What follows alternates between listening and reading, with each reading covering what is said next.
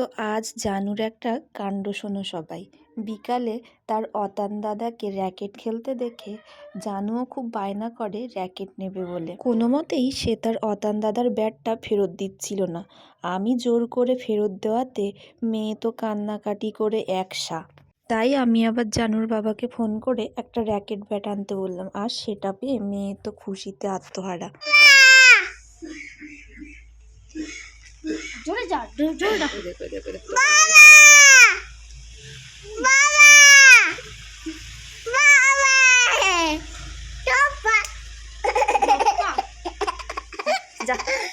কালকে এনে দেবো।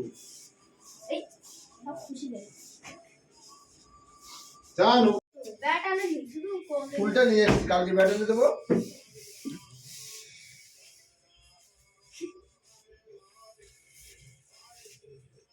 দাদার একটা কন্ট্রোল করা মানে কারোর সাথে, ঠিক আছে?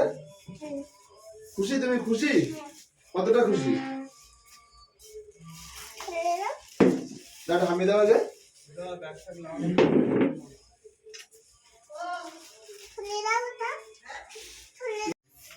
বাবা বাবা কাল কিলো ভেঙে গুলো তুই তা করছিস।